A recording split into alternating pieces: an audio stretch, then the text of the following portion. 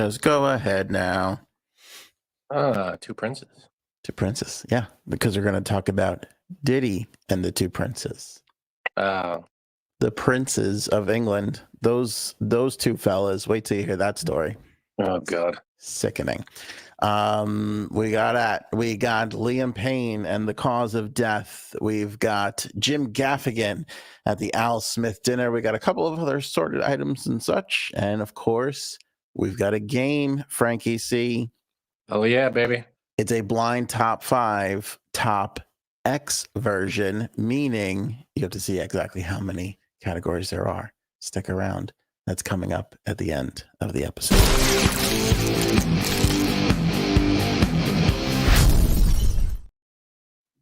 Sometimes it's 6. Sometimes it's 12. It's always a blind top 5. It was a blind top 5. And then some. It was a little bonus. And it's always nice. So that's coming up at the end. Let's go through the day's top stories there. Frankie C. Of course, we discussed this on Wednesday's episode. Liam Payne, the member of One Direction, third story out of a hotel in Argentina. It's always in a different country or the complete opposite side of the country from where they live. Is it? Yeah, I feel like it is. Where was Bob Saget? Wasn't he in? He was. I thought he was. I didn't think he was in another country, right? I thought he was. But I think was he down in like Florida or something. I thought he was. I was going to say Florida, and isn't he like a LA guy? Well, it's people that are on the road. That's why it happens whenever it happens in hotels. It's not a hotel down the block from you. That's what I'm saying. It's never. I know, but people live in Chicago and go to Detroit. Like it's never the next town over. It's always other side of the country or another country. I don't know what to tell you. I don't know. I think you're connecting dots that aren't there. Well, there's dots, Jerry.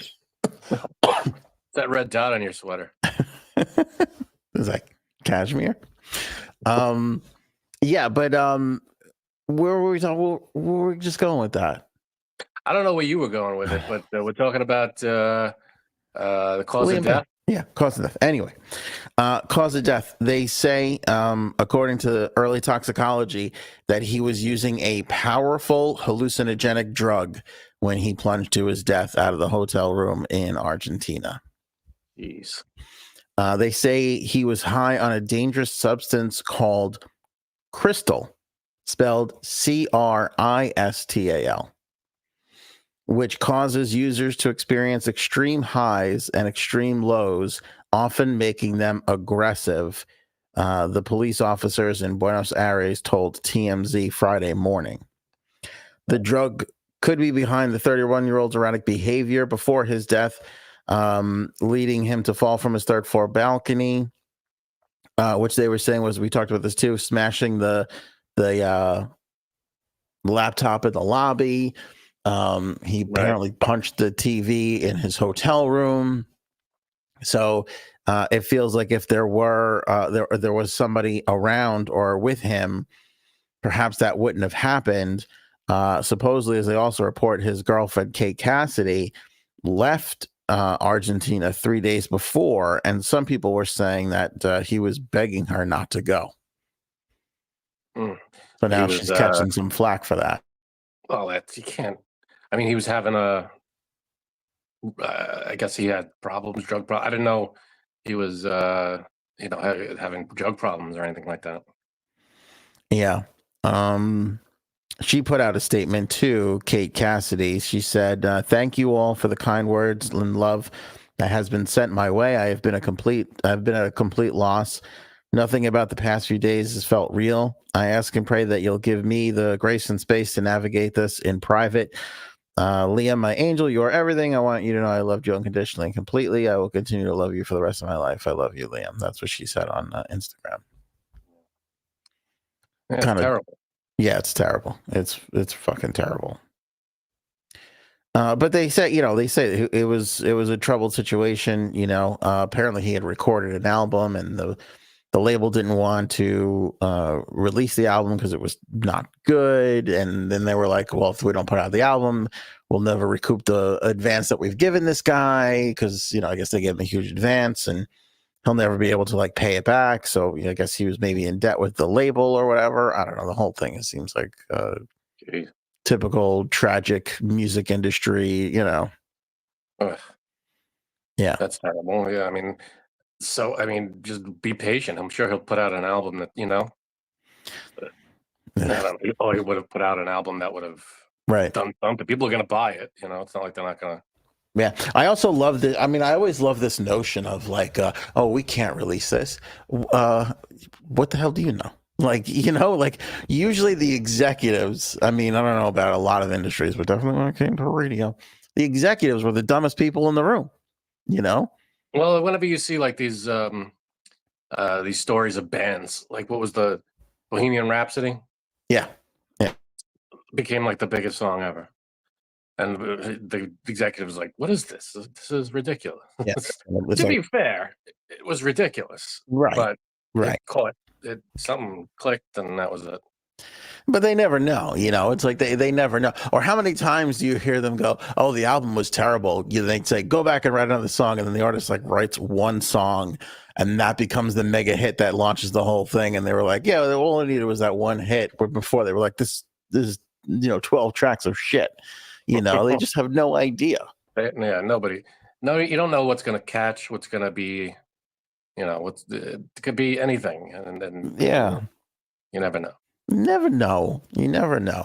But these guys, this is what was going on the label. And again, he's in one of the worst situations I feel in music, pop. People, they're not given the small ukulele and jazz band deals a lot of that pressure and money and everything. No, they're not. He's in the pop. You got to be the next thing. You got to go back on top. All that kind of all that kind of pressure. A lot of pressure. It's a lot of pressure. So, we'll see. There'll be more to come on this. I'm sure more people will be speaking. I'm sure they'll find out more on poor Liam Payne, but it's a sad story, and we'll keep you posted on any breaking news there. Right. Diddy, 2 princes. Because if you want to call me baby, just go ahead now. All right. If you like to tell me baby. We already did that. Okay. Next thing. Apparently, the big report today was P. Diddy was obsessed with Prince William and Prince Harry. Why? Rob Shooter, who was he worked for Diddy. He was like a PR guy for Diddy in the early 2000s.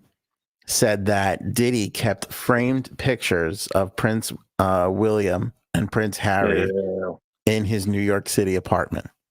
Oh, what is that? He was a publicist for Diddy, and he said that Diddy invited them to like parties and events like more than 10 times, like constantly, like inviting them, and the Royals never accepted the invitation. Never. Not once. Move. They said, we don't want to run into our uncle while we're... Yikes. Oh, good one. That really got you, huh? They said, we'd love to go. We'd love to go, but we're afraid to see old Uncle Petty's. No, but isn't it funny though how it's the same thing? Epstein and what's his name, Andrew, Prince Andrew, and yeah, it's these circles, these crazy circles that these people that they run in, and it's a smart move for them not to go. Right? They never all the million times that he probably invited them. Yeah, they were like, nah, no thanks. Never went. That's never a good move. Yeah. This guy Shooter, he goes, Diddy, thought he was like a king, so he said, excuse me, it would make sense to have 2 princes in his entourage. But he says the reason they never accepted is because they never wanted to be part of his world. Yeah, which is kind of true, right? They I never remember them hobnobbing with any pop culture people. Yeah, I think that's true, and they probably have, I don't know, their people that are like, no, don't go to this, go to that. Right. You know, you have to go to these kinds of things and not these kinds of things, and go. I don't know, but yeah, it was whoever was in charge there. Well done. Well done. Yeah, well Yeah, done. Because there would have been no way we would have been able to escape those two things linking together. yeah, that would have been right. Uh, Exactly. yeah, totally. Frankie C, it's Stillbirth Awareness Month. You got to talk to J Sobs about this last episode. That was nice. We did, yes. She gave a nice rundown of the charity, Star Legacy Foundation, that she works for, helps, supports. We got the link in the description down below. Star Legacy Foundation. Uh, Click on it, donate, please, whatever you can. This is the month to do it. I don't know the number. I think you have that information on your site. 21,000 still going on in the country. 21,000 stillbirths Yeah, a year. yeah. Incredible, and they, a lot of the time they don't know what causes it, right? I mean, so there's a lot of research going on. There's the link. Thank you, Miss Justice. Appreciate it. Yeah, a lot of research, but a lot of the times there are a couple, there's instances where they could be prevented, excuse me, if they went for an extra test here or there. But Right. a lot of doctors don't really do those kinds of things. So Definitely something worth taking a look at. Take a look at the link and do a little reading up on it. It's definitely worth your time and worth a little donation if you can spare it. a little donation. Little donation. Jim Yeah. Gaffigan. Yes, Speaking of donation, the Al Smith dinners, this Catholic fundraiser that's held just prior to the elections, and it's a big deal. Every presidential candidate has attended. I think there's been maybe a handful of people that didn't go. I know Walter Mondale was one of them. There might have been one or two others, or maybe that was it. I don't even know.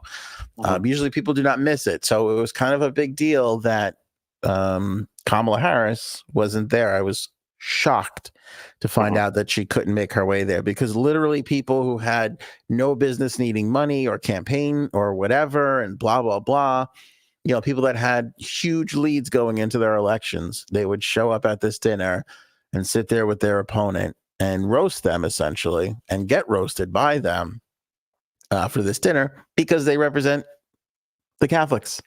And the Catholics are like 22%, 28% of the country or something like that, right? It's a crazy, when you look at all the religions, it's a huge, huge big deal. So you don't want to turn your nose up at those Catholic votes across the country. So those candidates started showing up in the early days, and then it became a tradition, and then it became to a point where these guys and girls couldn't say no, Right. So they've always gone. Anyway, she didn't go. Jim Gaffigan made plenty of fun of her, which she deserves, and she deserves for not going, especially. Donald Trump did show up. He was there. Melania was there. Were they holding hands? Were they all lovey-dovey? No, but you know who was? I pretty much thought that. You know who was lovey-dovey? Oh. Cheryl Hines and RFK Jr. They were all over each other.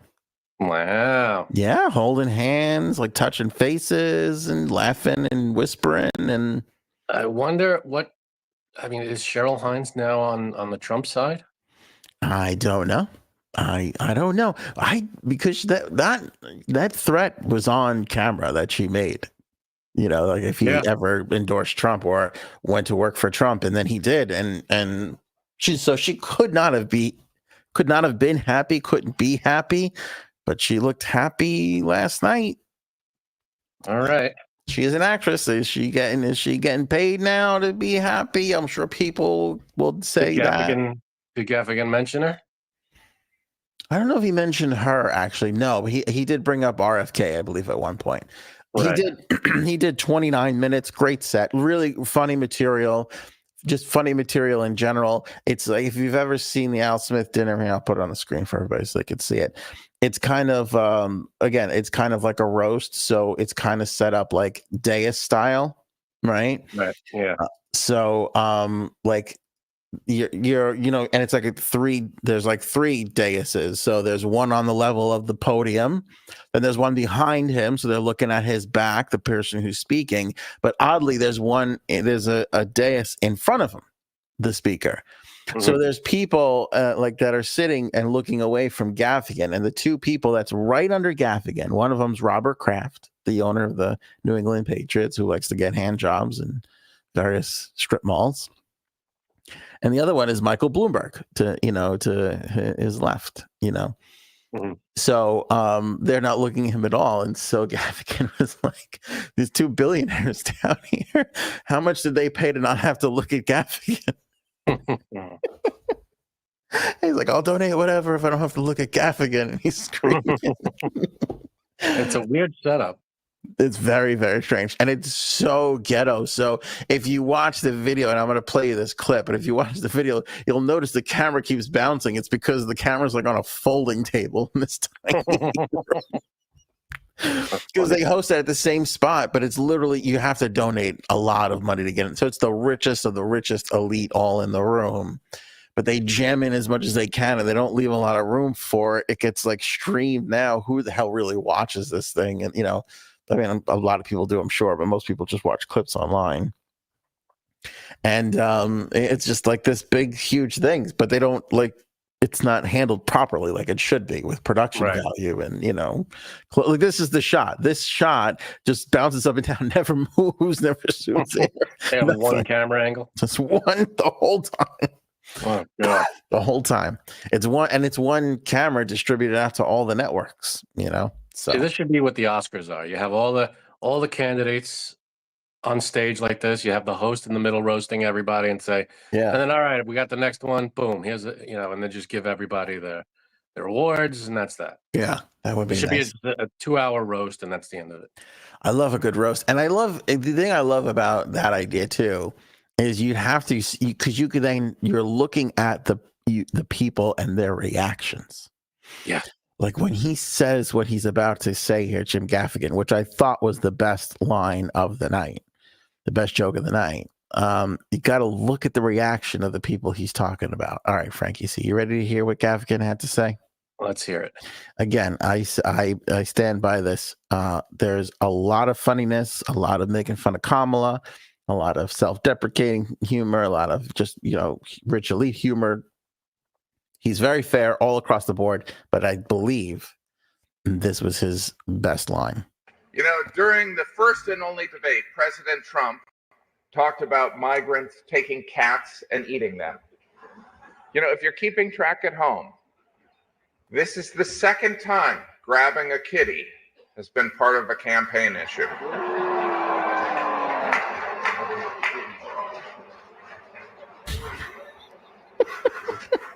There you go. So, I mean, if you look, I'm going to just back it up a little bit. If you look, Trump laughs and turns to the audience, and poor Melania doesn't move at all. Where is Trump? It's been part of. Okay. Trump is same level of the dais, second from the right. Oh, I see. Okay. So Melania is on the edge. Trump is next to her, and then the cardinal is next to him, and then oddly enough, Chuck Schumer's on the other side of the cardinal. Fucking Chuck Schumer. Anyway, here he just cracks a joke. Watch Trump laugh and turn his head towards the audience. Campaign issue. See, he's laughing. She doesn't turn her head at all. She looks so fucking pissed. She's like, yeah, she does. Oh man, dude, I'm sorry. I don't care. That's a bravery that is so, there's bravery of running into a burning building to put out a fire. That's fucking bravery, right? But really not that far away from it. Maybe a little to the left and down a little bit is the balls required to make the most lewd, rude, inappropriate joke in front of a person that really went through a terrible, awful thing. you know. Who went through the terrible, awful thing? Well, Melania, she had a fucking Oh, hair. Melania. You meant Trump. Yeah, no, yeah, and then there's Gaffigan just 4 feet away. Like, let me just drop this bomb on these two. That's just gonna make things so. Well, like that's bravery. That's really very rare to find on this planet. Yeah, I mean, it's not like it's not very common knowledge, any of these two topics. He just connected the two. And you know what I mean? So it's not like they never heard any of this before. No, but come on. Would you have seen? I would have never come up with that joke. I never saw that. I didn't see that coming at all until he hit it. I feel like I want to give him all the credit to Jim Gaffigan. He's hysterical. I feel like I heard that before. Oh, you're breaking my heart. I think it must have been like one of the late night people or something. I can't believe he ripped that. Not that he ripped it off, but I don't think he ripped it off. Somebody came up with it first. Similar. It's similar. Oh, I think. Don't quote me. Maybe I saw this and I can't, and I'm linking the two. Don't quote me. I don't know if that's accurate. Because I just thought that that is a stretch that works. I mean, it makes it. It's like, yeah, no, he did a brilliant job doing that. I never would have saw that coming. I don't know. Maybe that's why I find it so fascinating. I think it's the best line of the night. But you might. I'm so sorry. You might have even heard. You might have even seen Kamala did like a SNL skit and sent it into the dinner. So she wouldn't have nothing with Mary Catherine Gallagher. They pulled that back. What do you mean they pulled it back? They brought that back. The Mary Catherine Gallagher character. Oh, yeah. No, I didn't see the clip, but I saw that she did that. Mary Catherine. Yeah, I watched like 4 seconds of it. After the first thing of like, it's Mary Catherine Gallagher. I was like, okay, I'm not going to sit around for this. Like, I respect the hell out of what's her name, but I can't. I couldn't. I didn't have faith in it. Not with the politician in there. didn't think it would hold up to comedic standards. Okay. I couldn't in my life give it the quality of more than 7 seconds. It was not. Gotcha. Wasn't sponge worthy. Okay. How long was the clip? I don't know, 3 minutes. It was not long. Oh boy. It wouldn't have been that big of a sacrifice, and it was still not worth it. That could be long if it's not funny. Oh man. Could be ages. Yeah. It could be ages. I gotta tell you something. It's confession time. Uh-oh. I'm at the point now where even on videos that I like, I'm like, okay, all right, I got it. I liked it. Okay, good. And I'm just like, I'm enjoying it, but I'm like, yeah, but what's next? I've become an addict. I think I'm totally addicted. Weird. Do you remember it was a bunch of years ago, maybe 10 or 12 years ago, there was a station, I think in Canada, a radio station that was playing like a minute of every song. And that was their thing. Right. I do. Because everybody's attention span is whatever, so they'd only play like a section of each song. I do vaguely remember hearing this. It didn't last, but they may have been onto something. Yeah. They may have been a little ahead of their time. They were the TikTok or whatever, Instagram, YouTube shorts of radio. You might be right. I mean, this is the all-time take on your behalf, on your part. I mean, I don't know if it works if you want to hear a whole song. It's not going to work. But that's what TikTok is right now. I hear 30 seconds. I hear 15 seconds sometimes. Yeah, there's videos with it, but your focus is the video, not the song. Right. Usually. But that's mainly how I'm hearing. I don't want to say new music because I still find new music on my own, but new pop music, that is the only way I am hearing it. Because I'll tell you why. And we should come up with, there's got to be a name for this.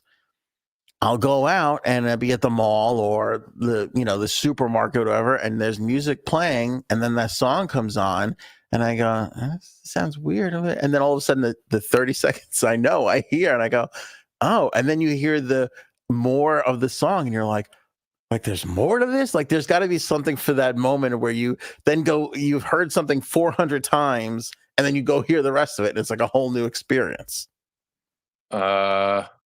What would you call that? I feel like there is some. There's probably, I don't know. There's probably a word for that. How about this? Remembering. How about this? Mashed. Mashed? Mashed, because it's the same thing on MASH. Do you remember? You heard the MASH theme, and you're like, and then you hear the actual song, the full version of that song, and it's about suicide and all this. It's like so creepy and cringy and weird. Well, there are a ton of TV theme songs that are actual songs that are like 4 or 5 minutes long. Yeah. That you only hear the 30 or 60 seconds of it on on TV, but there are a lot like the Golden Girls theme is an actual song. Yeah. The Cheers theme is a song. There's a lot of them that are full songs that you wouldn't even you don't hear anywhere. It's just such it's the closest thing to deja vu moment, because you're like, I know this part. It's like, oh my God, what's weird. There's more of this. Like it changes key, Yeah. There's 3 verses. What the hell are we talking about here? I didn't even know there was a verse. I thought it was just Right. hook. It was all hook. Yeah. Yeah. It's weird stuff. I'll tell you what's even the stranger version of that is exactly that. Like when you don't hear the hook, but there's like a beginning part or whatever that's like really catchy and good. And then you're like, oh my God, there's like a hook that they repeat something, not the thing I know, Right. That's happening with, dude, I'm obsessed with this group, the Dare or just Dare. I don't know. And the song is like, I like girls that do drugs in the back of the club. It's such a good fucking, I think they're called the Dare. Those aren't the lyrics, are they? No, I swear to God. It's those the lyrics. Okay. It's really good. Dude, it's so good. The song is so, I can't find anything. Jesus Christ. What is with this? No, we're all waiting. All right, I'm coming. No pressure. I like the girls song, I'm telling you. It's the Dare, these fucking things. Okay, here, we're going to listen to this quickly. Can we play it? Oh my God. It's weird. You heard this at a shopping mall? No. What the hell? Could you imagine? It's the country that's never been this bad. This is what they're playing in the shopping malls. It's everywhere now. I can't even get away. Well, that was not a good song. No, I'm telling you, it's hooky. It's that gets stuck in your head, and you're just like, and I think it's that, in the background. Shitty songs get stuck in your head too. I mean, it happens. Why, you don't like that song that he likes girls to drugs? You lost me when you told me the lyrics. And then I heard it, and then I was actually listening to it going, it would be okay-ish if he wasn't, if the guy would stop talking. Like the background music was had that techno kind of, whatever the hell that was. Yeah. Which, okay, maybe, but the guy yelling, I don't know. Can they do more than one song? I don't think they have more than one song. Oh, yeah, they got a couple of good ones. Yeah, I'm kind of into them lately. Are you? Pretty good. Oh, yeah. Yeah, your taste in everything sucks. No, it's so good. I'll tell you who I love. I'm telling you who I love more than anything. Lawrence. Nickelback. What? Have you heard Lawrence? Who's Lawrence? No. I don't know why maybe it's their last name. I have no idea. Well, when you know it's Larry, the way you know him. But it's funny because I used to care about these kinds of things. Now I don't give a shit anymore. I can't bother to look it up, but I do know that it's a brother and sister, and they put a band together, and they're killer. Her voice is like a 10. Like she can wail. She's one of those girls who can sing softly and then scream, and they both sound silky and magical. What's the name of the band? Lawrence. And the brother, this guy sounds like Peter from Genesis, Peter Gabriel. Oh my God, he's got that high raspy voice thing that Peter Gabriel has, that Gabriel's got that little slight. Oh my God, these two are so good.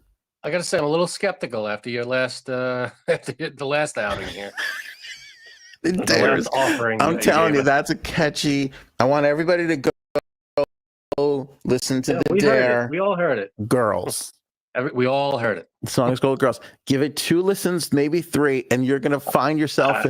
It's a slow little torpedo, just just Who has in the that water. kind of time? It's a little toy, and it just boop, hits you in your ear. And then 3 days later, you go, what's that? What's in my head? It's the Dare girls. Yeah, but that's not necessarily a good thing. Well, most things are. Shitty songs can get stuck in your head too. Most things are. Was this a moment worthy? Did you have to? Was that? I had an itch. I'm like, Oh, was that an itch? I thought you were. I don't know if you were clearing sweat or. No. You're like, I'm watching this idiot bomb for 5 minutes now. He's not shutting up. I can't take it with this Lawrence and Dare. I can't do this. So what shit? Frank's looking at me like this guy hasn't had a good song suggestion to me in fucking 20 years. I can't. Honestly, I'm trying to think if you've ever suggested a song to me that I was like, yeah. No, I don't think so. No, I don't think ever once. I don't think so. And I learned a long time ago to stop saying shit like listen to the lyrics, man. It's really it's like, all right, I gotta stop saying that. You gotta listen to what he's saying, man. He's talking about life. Shut up. He's talking about us, dude. The struggle. Fuck out of here. Yeah, no, I don't know if I've ever turned you on to a band or a song. I swear to God. Okay, you did point me in the direction of that CeeLo song. Listen. You know that one? I don't know what it's called. You know that one? Yes. Wait, who did you say it was? Seal? I think that's. Is that surprisingly accurate? Yeah, no. But that's CeeLo Green. That's not Seal. I think you said Seal. No, I said CeeLo. Oh, did you say CeeLo? Okay. CeeLo, yeah. Yeah, that's a good song, isn't it? It is a good song. Yeah. It's like 13, 14 years old. Yeah. But yeah, you thought it was new. But yeah, it's a good song. Because of TikTok. That's not a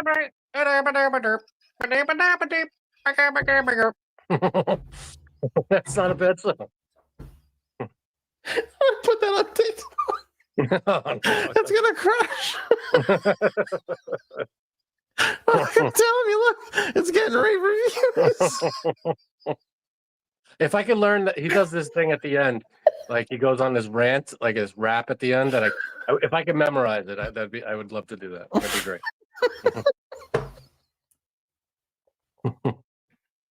Oh, that's so funny. That is so good.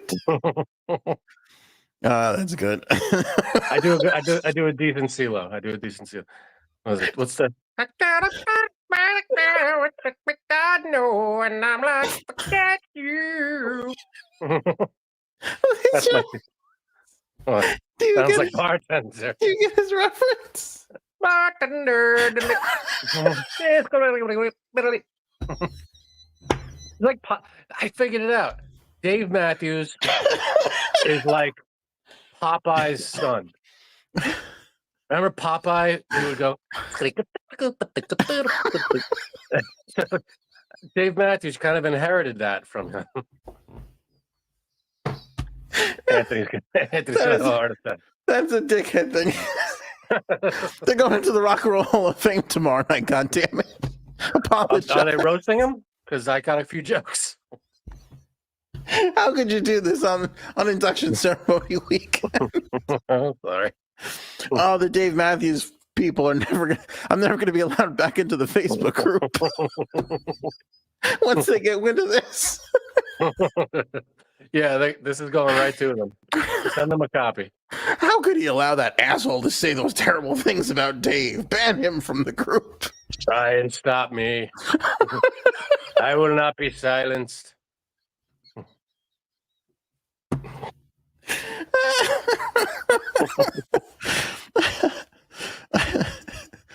Fucking Lindarella. I did like Bone Thugs. I love that song.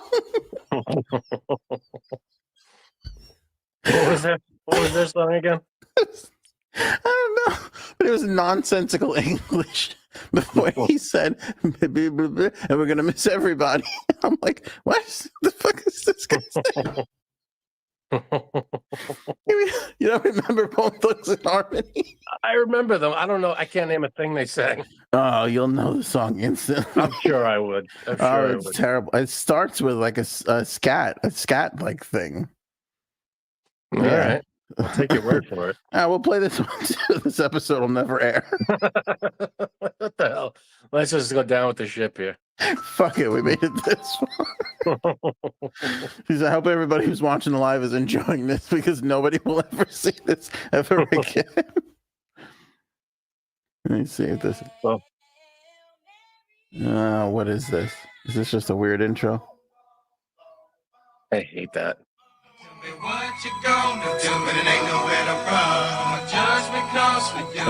This is kind of like the chorus, though.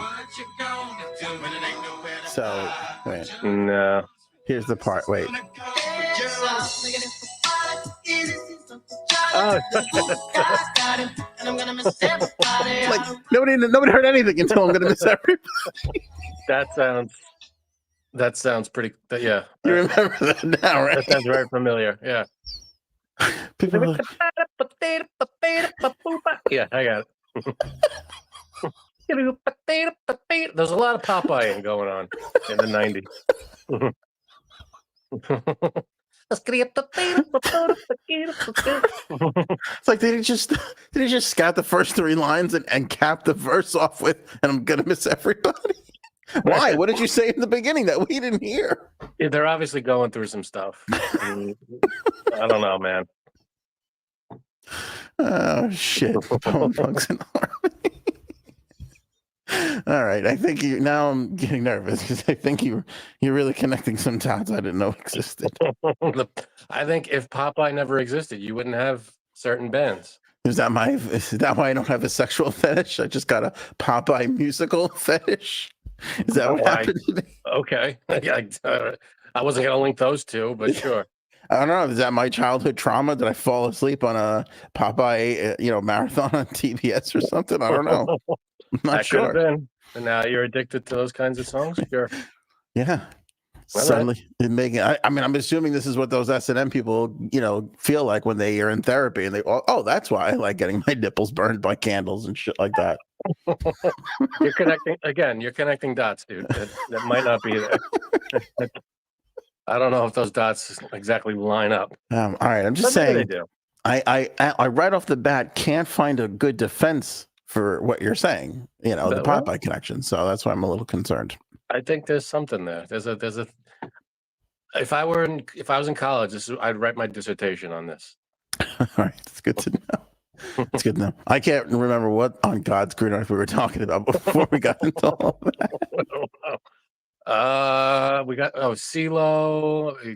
Songs that you're pointing me in the direction. Lawrence. Lawrence. Okay.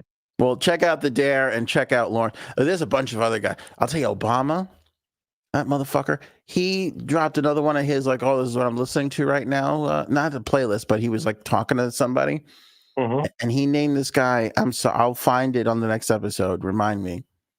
I go. Let me listen to this song. I go listen to the song. I'm like, holy shit, this is fucking great. This is so fucking good. And then I was trying to. Oh my God. And I was trying, it's like not on Spotify. And then people are yelling at me because I'm like commenting, like, where can I find this on Spotify? And then this one guy says it, but it's like the song that they sampled. So it's not like the actual mix of the guy who Obama was talking about. I'm like, fuck, this is good. Like I wasn't expecting it to be that good, You see, you teased us now. I'll find it. If I try and look for it now, it'll never happen. So we'll just move along here. I got other sort of topics and such if you want to roll through a couple before we get Aaron on. I don't know if Aaron's listening. Well, I'll find it. I'll get the word to Aaron. But a couple go ahead. A couple of quick things here, Frankie. See, I'm just gonna roll through my notes if you don't mind. I didn't quite prepare a full episode, a full researching like I usually do. Oh, Erin's ready, by the way. Yeah, I told her to roll in. I like when she joins in on the last segment, anyways, before the game segment. All right. Lieutenant Dan, the guy in Tampa in the boat during the storm, he got tossed in jail. For what? Yeah, I think they went on his boat and they were like, because you got to have it like registered and you got to, do certain things. And I think he was just like peeing in the water or something. I don't know. There's a hole. So they hold him in. Not allowed to pee in the water? No. You got to have like, the bathroom on board goes into like tanks and stuff like that. And you can't just What if he has uromycetitis and he has to go? I hope somebody's counting the Seinfeld references because there's been some good ones so far. That happened. Yeah. Oh, all right. Yahya Sinwar. What?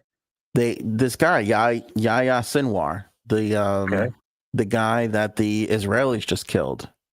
Oh yeah. Did you hear about any of this? On Wednesday, they come across this guy who was now the leader of Hamas. He wasn't the leader a year ago because they killed the last one and then he took over, but he was the architect behind the October 7th. What are they calling it? Massacre or they just kind of like September 11th. They just say October 7th. October and they kind 7th. Just awful attack. The attack. Yeah, they had a terrorist attack. So he was the architect behind that. So the Israelis were cleaning out some areas with some bombs and such. And they were. Sorry. I'm sorry. Read Aaron's comment.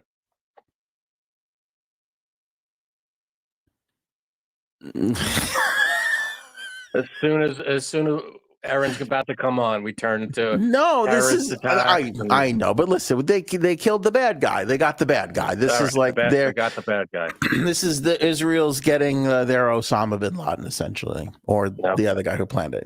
Right, the leader of Hamas. They got right. You're right. But anyway, so they were doing all this stuff. They wanted, they find this guy. He's got his hand's been blown off. He's sitting in a chair. They find him. Drone. You know how I know, Frank? They released the footage. They released the footage of the drone strike that killed the guy. They're like, here's how we killed this son of a bitch. And they said that Israel sent it to the world. So there's this drone that comes in, right, because there's no wall, because this is half blown up house. Comes in and there's this dude sitting on the chair. You can see he's missing his hand. He's got a wood stick in the, like he just happened to pick up a wood stick somewhere. He's sitting on a chair, no hand. He's kind of in shock, and he turns around and he sees the drone and he hurls the stick at the drone because he's got no energy to get up. His fucking hand's been blown off. That's what they released to us. Anyway, the Israel troops, they went in there, boom, killed him, took care of business. He had a thing on his face. They took the thing off his face. They looked, they identified him. They took dental records because they wanted to prove and make sure they knew it was this guy. And it was this guy. So wow. It's a good thing because, listen, he's the guy. He's the architect. So he's big, high up in the whole thing. Leader goes, so he becomes the new leader. Now they're trying to get the hostages back.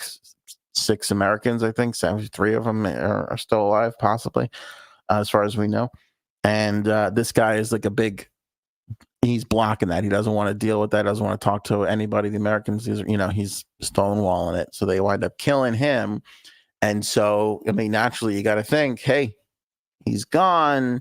Other people started to get worried. There's a possibility we can negotiate peace, ceasefire, and all that stuff. So, okay. That's a good thing. But I will tell you, it's just like a man, I like watching the Crimson Tide, a good wartime movie kind of film buff guy, seeing that drone, like seeing the technology actually, finding people like this was kind of pretty amazing, Right. Well, the stuff you think you're only going to read about in a Tom Clancy novel, Right. One of the most intense moments, I guess, or scenes in any movie. Would you remember Zero Dark 30? I've never seen it. Oh, dude. I'll watch it right now. We'll end this episode. Oh my God. Well, the whole thing is about getting Osama bin Laden, and there was one woman who spent her entire career, like 10, however long it took from 9/11 to when we got him, spent all that time just focused on getting him. She was just dedicated to him and tracking them down, getting leads, all these sources, and where is he, trying to identify exactly where he is and figuring it out where he is. And then it's just how it happened. And then obviously we got him. So the last half hour of the movie, I'm not spoiling anything. It's real life, it's it's the most intense half hour of movie you'll ever watch. You're like this the whole time. You're like, holy shit! It's nonstop. It's really crazy. So I don't know if anybody else has seen it, Can but I see what we're like again? Thank you. you got it. Lindarella believes Erin got errand. Kind of did. This is our way of erranding her back. All right, last story before we give it over to Erin. How about this out of cable news world? I like to talk about the people, Frank, in the biz. Yeah, I talk a little shop talking. Okay. What you got? Jake Tapper, who my sworn enemy, I believe. I don't know who I hate more, is Jake Tapper or Tucker Carlson. All right, it's Tucker Carlson, but not by much more. You'd be shocked to know how close those two are. Jake Tapper and Wolf Blitzer have been denied salary raises, while Chris Wallace will likely be forced to take a pay cut, according to a report about the 3 CNN personalities. Mark Thompson, former BBC and New York Times boss, who was brought in to overhaul CNN, has told some of his highest paid and most recognizable stars to take it or leave it, according to this report. Thompson recently re-signed Tapper, CNN's chief White House correspondent, who anchors the lead, to a new 3-year contract that will pay him the same $7 million annually that he had earned under the terms of his previous deal. Jake Tapper makes $7 million. That is disgusting. $1 million a year? 7. 7 million. Yeah. Gotcha. Blitzer, who's 76, has also been re-signed to a 3-year contract, but they froze his pay at roughly $3 million annually, which that's pretty fair. He's old. He's got to stand there for an hour. Yeah, he does like an hour a day. That's pretty good. Yeah. He's still pretty active when he's not holding back puke. Back. Yeah, remember that one time he was like on the air? He was like that. And they cut to commercial. Yeah, remember that? Live. It's live stuff. I remember there was once where his teeth. He was like, "And back to you." And his teeth came out. Outside of that, I don't remember. That was great. Fucking Wolf Blitzer. Good name too. Good name. It is a good name. Yeah, it's pretty good. And then Wallace, I love Wallace. He's legendary, but he got fucked ever since he went, like, he left to go do that CNN Plus thing, and remember that went belly up pretty damn fast, Yeah. Who wants more of this heart-wrenching bullshit, right. Who wants to hear that crap? Honestly, so let's get to the game. Nicely done, buddy. Thank you. Erin C. Hi guys. How's it going? Good. How are you? I feel like I wanted to. I just wanted to call out something that Linda Rose said. I don't know if you noticed it. This is what halfway to 420 show should look like. Yeah. Right. By the way, I made the call earlier because I'm still not feeling great. Oh, I'm sorry. Not to do spectacular. Thanks, yeah, buddy. You look great. I feel like I look very pale right now, but maybe not. Well, you're not throwing up or losing your teeth, so you're ahead of the game. That's true. I'm doing better than Wolf Blitzer. That's for damn sure. But I'm still not over the whole thing, and it's just I want to be on top of my game to be not at the top of my game. So maybe we'll do it next Friday. It just felt like a little bit of a preview, the way you guys were laughing. Yeah. And some people were having trouble catching their breath. Well, I'm just saying, because I want everybody to know that'll be a proper episode where Frank will be prepared. He'll have a couple cocktails or whatever, right. And hopefully Erin and J Sabs and whoever else pops in. We'll be properly, and we will not be talking about the day's top stories. We'll be talking about stuff that you talk about when you're feeling pretty good. It's the way to do it. Yeah, which I already have a couple of topics. Do you want me to share one with you, or should we just make it be a surprise? Yeah, just share one. Okay. Yeah, one. This is what I was thinking, and this is going to be fun for boys and girls, for people who like boys and girls, and both or either. What child star, what kid actor, like when you were growing up, grew up to be the hottest person at this age? Like, who's the hottest now?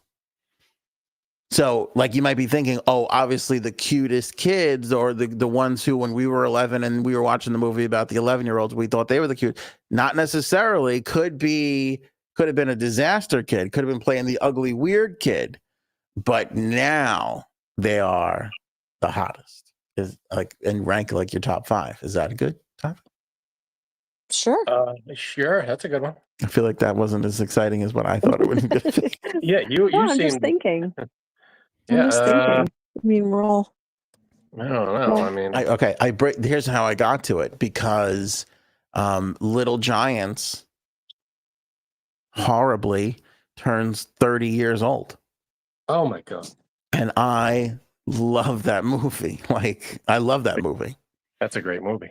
And so this guy who I love on TikTok, I got to get his name. I should share that with you. He's fucking great. He's like blowing up too. He's blowing up on YouTube and everywhere. It's like just a good, fun movie review guy. And here's the movie news. And here's what's like, fun stuff that you want to know about. He's doing a recap of the 30-year anniversary, and he's going through all these things. And I didn't know half of this stuff. I learned so much about Little Giants. It was spectacular. I'll be right back. Yeah. Go ahead. But one of the things that came up was Icebox. Aaron, do you remember Icebox, the character? No, I'm so sorry. Oh, okay, all right. Well, a lot of people remember Icebox is a great character. It's the main it's Rick Moranis' daughter, and her mom left them, and she was raised by her dad, Rick Moranis, and so she's kind of a boyish girl, all that kind of stuff. Oh, yeah. And she wants to play football. Like, she doesn't want to be a cheerleader. She wants to play football with the boys, and she's fighting for that right. It's like this whole thing, and it's like a wonderful story. And she's like a cute kid, and wasn't really my thing, like, at the time. I think, like, there was like a cheerleader in that movie, and I was like, that's the chick who, I was like 12 at the time. I'm like, that's the chick who I'd like to go out with, Yeah. But he shows a picture of her now, and I'm like, oh my God. Like, Yeah. she's gorgeous. Yeah, that happens. Yeah. Like more than the King of Queens girl that I like so much, Aaron, that I'm now in trouble. Now my wife she's very mad at that. She's very, very mad at that. Well, I'm not thrilled with that either, but okay. But okay, so how did you discover her? What was this? So this guy is just recapping the movie, the 30 years. And okay. as he's talking about all these little fun facts, he's like, and by the way, so-and-so, the main star is now, whatever, she is, a lawyer, and she's, thrilled with her time as a star and all that kind of jazz. And he showed a picture of her now, and I'm like, holy shit. She's like really hot. Like, she really, like, not the cutest girl, not ugly, but became like 10 blazer rating, 5 out of 5 blazer rating MILF. You know what I'm saying? Yeah, that kind of happened, even though they're much younger than we are. The kid who played Neville in Harry Potter, he became quite a good looking man. And some of the other people in that series, they just didn't, I don't want to say fare as well, but they were adorable kids, and they just got that Fred Savage switch off where, they're kind of cute. But the point is, sometimes you never know. You never know. Just like real kids and real life, you never know. Well, who else was like that? Jesse Spano. Oh yeah, right. She's not beautiful. she's not an ugly girl, right? But she was definitely behind Kelly. Sure. Probably Lisa. I probably would. A lot of people would maybe rank Lisa above, Jesse. I don't know what it was. They put her in like hair. 18 pounds of clothes, and the outfits, maybe. Yeah. I mean, she was wearing several pairs of overalls at the same time. It's like, how can you possibly know? Yeah. But anyway. Anything she's been in over the age of 30, and she was gorgeous, on the same level as Tiffany Amber Thies. I mean, like, it's kind of crazy how that kind of stuff happens. Like, some people can get hotter, the older that they get. Yeah. I find that fascinating, because I feel like everybody's like, oh, it's always the older person going for the young person, so anyway. Yeah. That's it. All right. Yeah, that's the topic for next week, unless we just covered it. No, but I think we could build a list. I mean, I would love to know who you think, who I would come up with, who Aaron would come up with. Like, I think that's kind of interesting, All right. I did, by the way, think in this process, because when I think, I weave. That's how I think. I weave. And I thought to myself, is this a blind top 5? Like, do I turn this over and let Erin deliver the names? And then I thought, no, because everybody's going to have different names, and it's more interesting to know who puts who on the list and where do they go, versus everybody else. So, all right, that's it. Okay, it's funny. I didn't like boys my age when I was little. Like how you have like those, like, I don't know, you guys probably don't know this, but like the teen bop magazines. Yeah. And they were always like, Kirk Cameron and the kids from Home Improvement and like kids my age. And I was always like really, really into Christian Slater. And it was just kind of funny because, I was like, where's the Christian Slater in this magazine? And my parents are like, absolutely nowhere. Why are you so into Christian Slater? And then like when I got past the movies that I could see, I was like, can we see this legal drama? Like Christian Slater's in it. And my parents were like, oh my God, like, no, like stop. It was just kind of funny. I still think he's cute. But wait, but what would you have, like, how do you learn Christian Slater? What do you see him in? I liked him in Robin Hood Men and Thieves. That's not right. Prince of Thieves. Yeah, Prince of Thieves. The one with Kevin Costner. Yeah, but he wasn't. He was just, and then he was in oh God, what was he in? I don't know. You're absolutely right. I don't know why I knew him so young, but that's an interesting thing. Yeah, you had to get a hold of him some way. That's interesting. Wasn't he in Heathers or something? He wasn't Heathers, but I don't know if I saw that young. That was kind of dark. But maybe the unsupervised kids of the 80s when cable came out, your parents had no idea. So maybe I did see it when I was young. Trista is with you, by the way. She says, I liked Christian Slater. And Lindarella said, you fapped during Pump Up the Volume? What's Pump Up the Volume? Is that a movie of his? Yeah, he played an underground DJ. You guys would like it. I would like it. Oh my God. I can't imagine what that made a real record. Frank, let's watch that while Fam's watching while Ant's watching Zero Dark 30. I said we can watch that tonight while Ant's watching Zero Dark 30. Perfect. We'll see who has a better night. No, that's good. All right. Speaking of fun things to do, it's a BT10 10 spots. Ooh. And it's a rather straightforward, no frills. If everybody's ready, it's fun fall things that we like about fall. They're all great, but if you like them a lot, put them more toward 1. If they're not your jam, put them more toward 10. Not a lot of overthinking for this one, although I'm sure you two will find a way.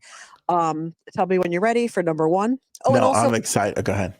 Okay. Also, just one thing about this is I kind of like grouped things together. So if it seems like I like this thing, but I don't like this thing, I'm sorry. But I just wanted to get everything under an umbrella for this one. Okay. No, okay. I think this is the best one I've ever heard. I'm so excited about this. Anthony's in a good mood. You need a favor from Anthony. Are you ever? I love it. No, this is great because there's a lot of great things about fall. And we're going to get to learn some things about some people. I love it. Go ahead. Okay, so the first one, this is like an example of, these are 2 different things, but what I'm talking about is just the umbrella of, so it's corn mazes and hay rides. The umbrella is the fall festivals. No, I know, but bear with me. Like when you go to those places and they have those attractions, like hay rides and corn mazes. Wait, you're talking about close places or places 3 hours away? That was a J-Sab's move on the last episode. Yeah. The Lancaster. Chase her off the episode and piss spur her of the off. moment they decide to go to Lancaster, Pennsylvania. Yeah, for apples, because we don't have those here. Yeah. By the way, I did apologize to J Sabs after that episode in case anybody was curious. That was a little harsher than usual. Yeah. So hay rides and corn mazes. I like corn mazes. I think they're fun, especially when they do like a really good, like a huge one. I like any kind of maze. I like puzzles, things to figure out, stuff like that. So mazes. I remember a few years ago, I went with didn't we go to one? We went with my brother. Yeah. Yeah, and we almost beat the record. Yeah. You were really good. I love doing that. All right, so I'm going to put that in. Abandoned the little kids. You were like, forget them. We got to beat this record. And we're like, you're slowing us down. See, I tell everybody he's such a piece of shit. You just never really get to see it, and now we know where. There Wait, you your go. niece fell. Leave her. She's dead. Wait, let's go. We gotta break the record. We'll come back for her. Don't worry. You put her in the arms of a scarecrow. It looks like This is your family now.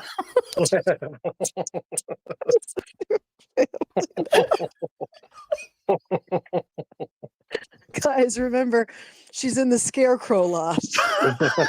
Good God, Frank. The one with the blue shirt.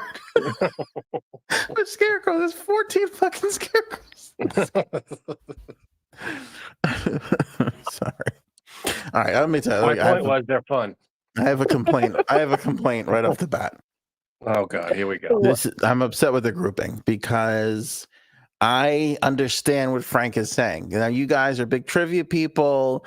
Like, what is those? Get out of the scary room, breakout room. What are they? Room? Escape room. Thank you. Frank loves those things. Obviously, a hayride is going to be attractive. It's the same level of like competitive. You mean corn maze? What? What did I say? You said hayride. I'm sorry, corn maze. I'm corn maze. But that's what I'm saying. That's why this is ranking so high for you. The hayride portion is absolutely universally hated. I mean, nobody's going to sit here and tell me they love a hayride. Okay, it's seriously. awful. We're early enough in the game. Do you want to just make it corn mazes? No. I would never do that. I would never disgrace this game. I would never ever break the rules. Sounds like you are. No. It's I love it. That's why I'm calling it out. Cool logic, bro. Yeah. You said you were already pissed off at the because I wouldn't change it. That's not true to the rules. Okay, all right. Aaron works hard to make these things, and we have to respect that. We have to respect that. That's part of it. I can't. So, when it didn't go my way on how I want it grouped, that's me. That's not the game. This is part of playing the game. It's not going to be all the way you want it, right? Oh, it's great that you know your role. It's the truth. But anyway, people want 10 spots. What I'm saying, 10 spots. Thanks. What I'm saying is, I put this at a 10 easily if it wasn't for corn maze. Corn maze made me drag it up to an 8. You mean? Oh, okay, I got you. You know what I'm saying? Like if the groupings break differently, I got a different list going on here. But as of right now, I'm going 8 because I respect the game. I'll sit through a hayride if it means there's a corn maze at the end of it. But let's be honest. When it was given to you, you immediately told the reason why you liked it, and it was all corn maze. Corn maze. It had nothing to do with the hayride. Hayride. How funny would a shirt be? Sorry. What'd you say? I think a funny shirt would be, I'll sit through a hayride if there's a corn maze at the end of it and wear it to those festivals. I think you guys are sitting on a gold mine, but that's okay. That is good. That is a good one. Good. Those crazy festival perverted people. Are they fucking in those outfits afterwards? I don't understand. Is that all just foreplay? What the hell are you talking about? What are you talking about? These people who go to these like outdoor festivals where they pretend like it's the 1700s and they get Renaissance fairs? Yes, thank you. That. Yeah. Isn't that what she just said? No, we're talking about fall festivals. Oh, well then never mind. All right. That must have sounded next week.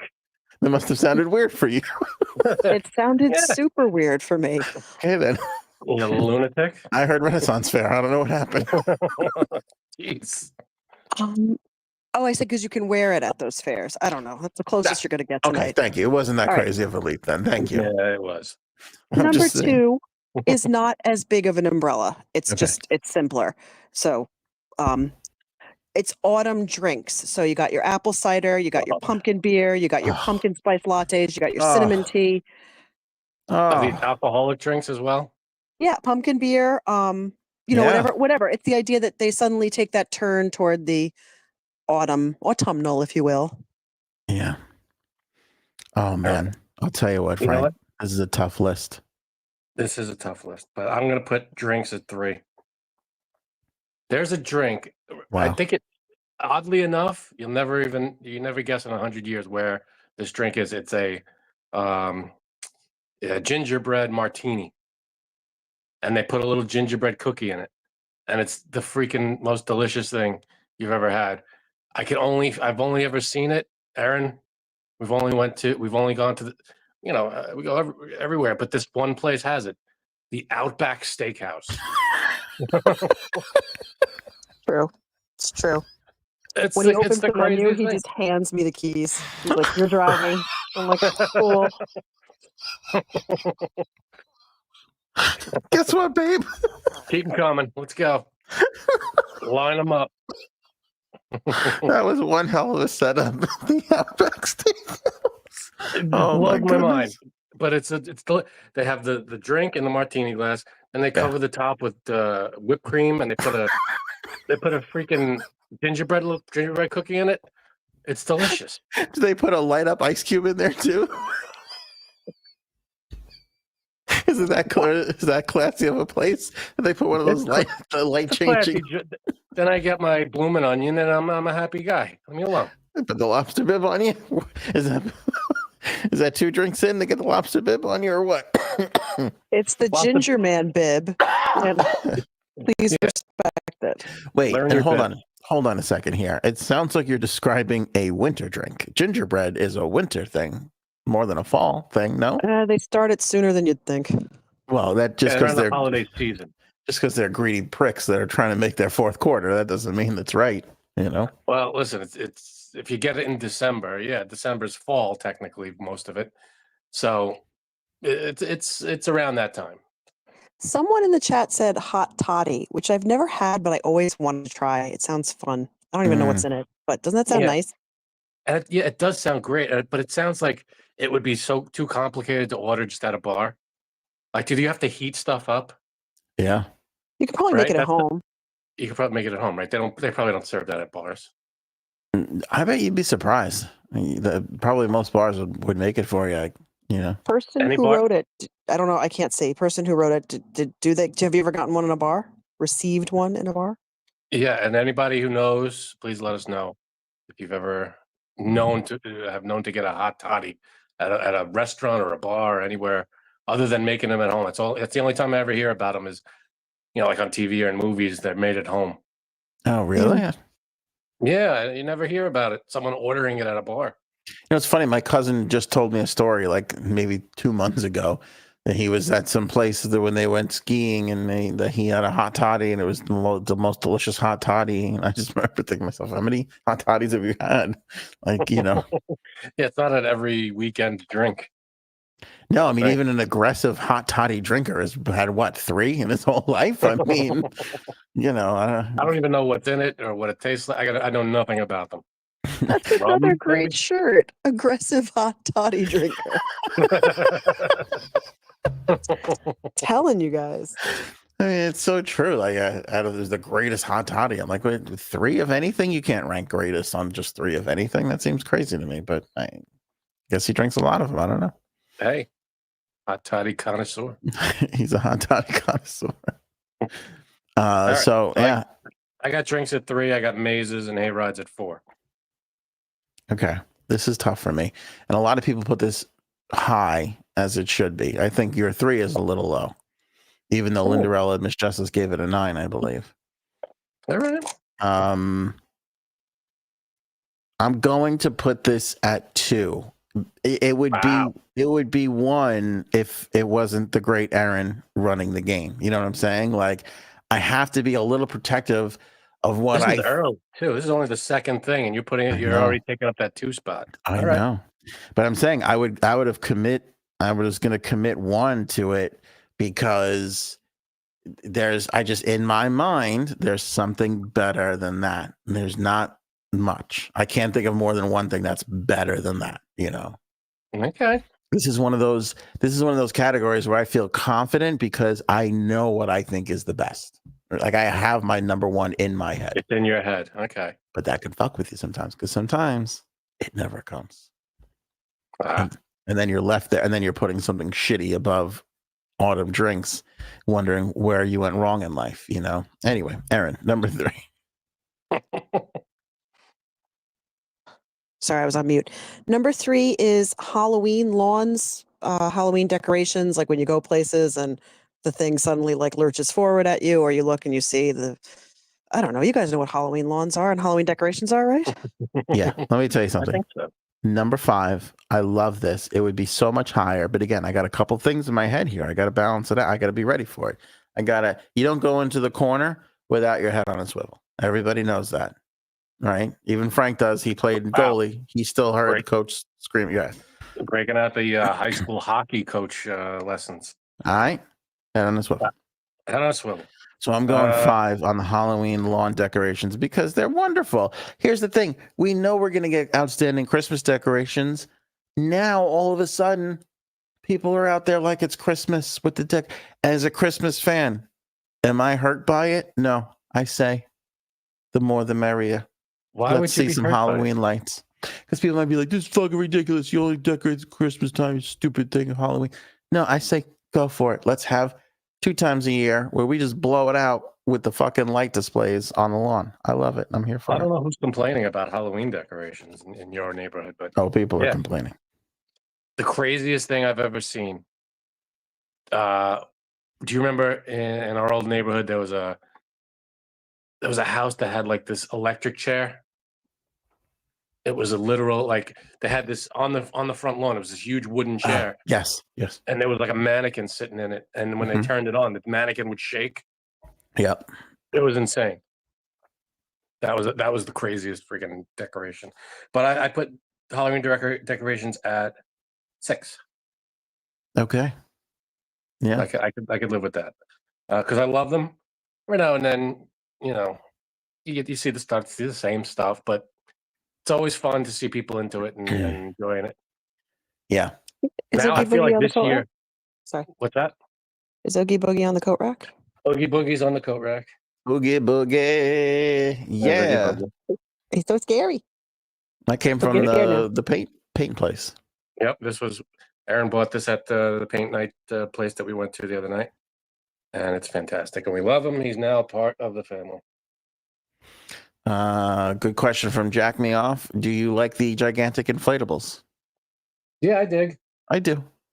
I think the big thing this year, though, for some reason, I don't know where they all of a sudden are the gigantic skeletons. Yeah, coming out of They're like 20 feet tall for some reason now, and they're just on sale everywhere. They're Costco, Best Buy. They're like everywhere. Yeah, that's the big one this year. Home Depot. Yeah, 100%. I do like the inflatables. How do you put those? Listen, I'm an inflatable guy. I have a lot of inflatables come Christmas time, but I will say the gigantic skeleton, the things that are huge and not inflatables, am I wrong to say those are more impressive to me? If they're not inflatable, yeah, the huge. I just don't know where the hell you store these things. Like that giant 20-foot skeleton. I'm sure it folds down into something manageable, but it's still huge. I mean, it's still huge. Yeah, right. It's still I don't know if it comes apart or if it folds or how it, but you got to have a lot of space for that thing. I would imagine. So. Neil says, I used to work at a haunted house and it was the first scene. I would have people so scared that they would want to get out of line and leave after they already paid. We have some good haunted houses on Long Island. I went through one when I was working at a radio station back in the day. We hosted an event at a haunted house. It was a haunted house. It wasn't really a haunted house. They rented out this, it was like a warehouse, and they turned it into it looked like a prison. Like they made it like a prison. Yeah. And they filled it with zombies. There were like 50 actors in there dressed as zombies, and you went through with airsoft guns, and you had to take out the zombies. And that was the haunted house. And I went through it with the lights on, and the actors weren't even doing anything. They were just standing there, but they were, talking to each other or whatever, and they had their makeup on and everything. And it was still freaking me out because you turn a corner and there's like 2 people there, like, and it's like, oh God. Yeah. It was kind of funny. They were like drinking like Dunkin' Donuts coffee, and Frank was like, ah. Like, oh God, is that decaf? But it was still, I can't imagine I didn't go through it with the lights out. People will go. There was a guy going through. I remember there was this big tough guy, one of these like tattoos, leather jacket, whatever. He's like, this is gonna be nothing. This is gonna be nothing. 20 minutes later, he comes out the exit door. He's like, holy shit, that was the scariest thing I've ever seen. It's unbelievable. It was so cool. Do you remember which one it was? What it was called? It was like it was like not a pun, but it was like something Z, not World War Z, but something like that. Like, oh, interesting. Okay. I can't remember what it was. Zombie Escape or something like that, or Zombie. It was. I think it was in Deer Park. Yeah. Okay. I like that it becomes like a little game where you're like a laser tag game where you could, shoot the air gun. Yeah, and like you had to. There were missions. You had to either like rescue someone that was trapped in one of the cells or something and get them out. So they changed like the storyline a little bit for you. Oh, that's interesting. Yeah, you ran out of ammo, so you got to find ammo clips around. Like it was like a crazy. Yeah. If I don't know what happens if you get caught. I guess you're out or something. But it was a crazy place that they had. The best one I ever went to was Gateway Haunted Playhouse, which is in Bellport, Long Island. If anybody's ever in the area, go. It's definitely worth it. I hate that shit. I hated it. I got to see all the behind the scenes. I was like, whatever. And the guy, I felt so bad because I'd been going for like a couple of years. He's like, you got to go through one day. So I went through. It was like, I felt bad. They were paying me, And I went through, and I was just like, this is gonna be so boring. I have to pretend I'm gonna be scared. No, it was nerve wracking. Like I'm in 4 minutes, and I'm like, fuck, I don't want to do the rest of this. It was they can do them good, especially these days. They do them good. Some people, that place, they hired like Broadway actors to to do it, and they really knew. They knew timing. They knew storyline. They were really good at it. I've talked about this too before. It was like they had a little girl that just walk around with her little like dolly bleeding and everything, and just like, look, mommy, like just the scariest fucking shit. And it's like, I know that's an actress, and she's brilliant, but I'm gonna fucking see this in my nightmare tonight. It's gonna be crazy. But I have to tell you this. I'm getting off topic a little bit. I think I might have complained a couple of episodes ago about the amount of political signs that were going up in my neighborhood. Especially out where I live, and not just because it's a Trump sign, but just where I live, there's a lot more Trump people, so it's just aggravating me a bit more. I was out. I had to go over by my. It doesn't matter. I was going by my sister, and it was at night, so I was coming back at night. And one of the signs, because I never really come down that road at night ever, which is really no reason. One of the signs that I had seen during the day had a light on it. So he put out a sign and then went through the trouble of make sure it was being lit at night. So the people driving by at night didn't miss who this person was supporting. The anger that I literally thought, can I go and rip this all? Like I had that thought of like, am I gonna, when the security footage gets released, what of me tearing this fucking thing out of the ground? I don't understand. Like I support the candidate, but like putting the sign out, I never really got because, the whole thing. Like when you're out in public, you don't discuss religion and politics, two hot button issues. Yeah. Like right out of the gate, you're like politics. To Here everyone. it is. Like, we do it on this show because that's what we're talking about. Lindarella, isn't it a crime not to have a light on it at night? Yeah, the American flag. The American the flag. Trump flag. Yeah. No. Anyway, the rage. I'm just like this. This guy doesn't have. There's so much more we could be doing with our time. Then I don't know. Not today, honey. I got to make sure the light is illuminated so everybody knows what the sign says because it might change. This sign is going to change someone's vote. You just watch. What are you doing this weekend, Earl? I can't come. I got the Trump flag and I gotta light it. It's gonna be the whole day. I just can't make it. I'm just assuming his name is Earl. But you're right though. You're right though, because when fucking Buhner drives by, he's gonna be like, "Oh, is that who Earl's voting for? Maybe I'll vote for them too." Yeah, that's I was undecided, but that sign, I don't know. Now that I know where Earl's heart is, yeah, it's speaking to me. That sign. It's a good thing he lit it up at night, or I would have missed it altogether. I'm sorry, Aaron. What were you saying? No, I'm just saying when it was dark out, I was undecided, but now there's a light. So I got this. Completely got this. Let's try to calm that rage that you have for this with number 4, which Billy is Bob, not. did you know that I was voting, that Earl's voting for Trump? I didn't. How did you know? Drove by at night. Last week, nothing. Tonight, clear as day. Anyway, sorry, Aaron. Go ahead. Okay, so number 4 is non-Lancaster apple picking. Who here likes apple picking? No, 10. Do you like to pick those apples? 10. Me too. Awful. I got. I did it at 8. Once once again, and I think this is where you're wrong, Frank. You Okay. don't like apple picking. You like the apple crisp donut that may be apple cider donut that might come with it. No, You I like like the the cider. activity. You No, like no, no, no, no. the corn maze that's at the apple picking place. You don't like I will sit through apple picking if there's corn maze at the end of it. but see, you're sitting through. You're not like you. No, I'm Okay, here's kidding, my I'm question: kidding. if you were just going to go pick apples and then leave, that's how you have to judge this. That's what I'm saying. I don't mind, filling up. That's a fun activity to do. It's not. I wish Erin had a yellow flag of some sort that she would just throw it and be. You're It's starting not with I don't mind. That's not. Yeah, no. Again, that's why it's at 8 and not at Okay. Oh, I didn't realize you put it pretty high. I put it at 8, so it's pretty low, but it's not the worst thing in the world. You It's have not anything at tedious. 9 or 10 right now? Not yet. I still feel like that's generous. That's a little generous. All right, because there's apple picking. You fill your basket, then you grab a couple gourds out of the thing, a little pumpkins or whatever. That's all. That's all there, and it's not terrible. It's the whole.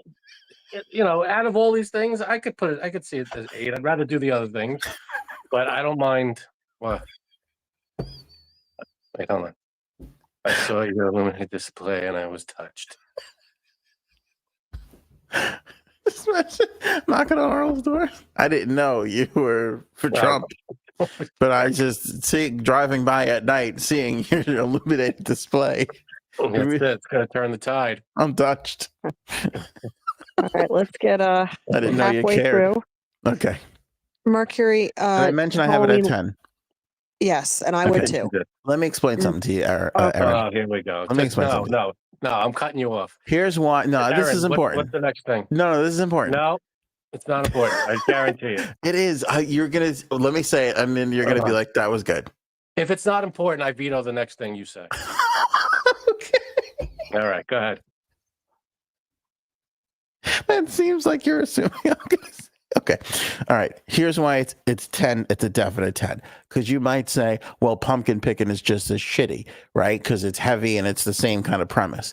No. And I'll tell you why. Bees. Stop talking. Okay. No, right. Bees? No, because that's another one. No. Bees are worse. Dealing with the bees during apple picking is worse than anything you could deal with pumpkin picking. That's why it's a 10, and I feel good about it. Okay. Great. Awesome. I veto the next thing you're going to say. Shit. I thought you would have been. I thought I could have turned. No. What if I had a light on my maybe. face? If you had a sign, maybe. Wait. Let me try. Hold on. Let me try it now. See? I didn't know. Now. Does it make more sense now? It does. Aaron. Fucking Earl, you stupid ass. God. Go ahead. Welcome to my straightforward, real quick top 10. Sorry. Oh, God. I'm having an awesome time though.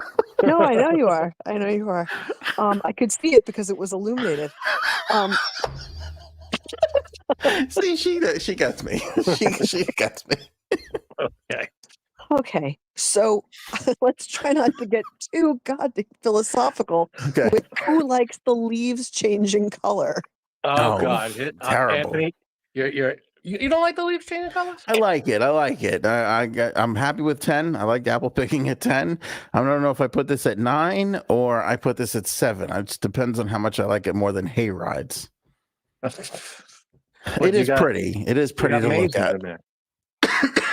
Mercury, number 3 was Halloween lawns, Halloween lawn decorations. We're not going backwards with the conversation, but she doesn't know what number 3 was. But do you like the leaves changing color? That's what we're talking about. I do like it. I do like it. I feel like I'm going to I got it at 7. I got the leaves at 7 because leaves are pretty. Love them. You know what? I regret that. I'm changing it. I'm putting it at 5. Wow.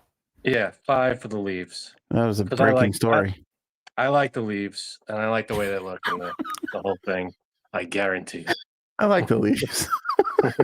I like the leaves. The leaves have been good to us. You like the leaves, and you like to leave, so it's really it's a win-win for you. It's a good thing. I was debating between 7 and 6. You might have inspired me to go to 6 here. 6 is good. You like 6? Wow, that was a good third one. That was really good. Thank you. It was really good. I'm going to put Leaves at 7. I think there's a lot more. It is nice, but we don't obsess over it. I mean, it's not like, you're like, oh, it is really nice. And then you go right to your phone. Like, what's next? What could I You don't scroll really to? look for it, but when you notice it, you're like, oh, yeah, It is nice from that moment. Yeah, I agree. I'm 7. I'm putting it at 7. I feel good about it. All right. Very good. Okay. The next one is sweaters / long sleeves. You get those new clothes out. Yeah. No, I'm putting that at 9. I like my Oh, you're t-shirts. crazy. Really? I'm a t-shirt guy. I like long sleeves in the cold, but if I'm hanging around as I'm sitting here in long sleeves, I like the comfort of t-shirts better than I like wearing long sleeves.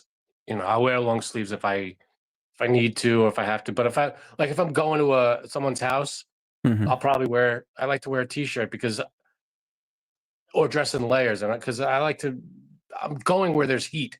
I'm not going to be outside. What if it's a notoriously cold house? We have friends who have a notoriously What if it's a what? a notoriously cold house. Some people run a cold house. Yeah, all right, then it's fine. But I prefer to be in a comfortable in a t-shirt. Oh, okay. Well, You if know? you prefer, then by all means. So I'm putting that at 9. Let me tell you something. This is very scattered. 7, 3, 6, 5, 4. Earth below.